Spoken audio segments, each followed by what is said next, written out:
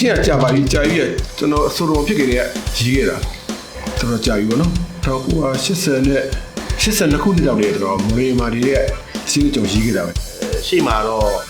တီးခတ်ထားတဲ့ player ကြီးရှိတယ်ပေါ့နော်ကျွန်တော်တို့ပြန်တီးခတ်တဲ့ဟာမှာတော့ကျွန်တော်တို့ကတော့ progressive လေးလုပ်လိုက်မယ် progressive လုပ်လိုက်တဲ့ပုံမှာလည်းကျွန်တော်အရန်အားရတဲ့တခြင်းတစ်ပုတ်လို့ကျွန်တော်မြင်မိပါတယ်ရှင်းလည်းရေးထားတာကြာပါပြီဒါကြောင့်ဒီပြည့်သက်တွေလည်းဒီရှင်းကိုကျွန်တော်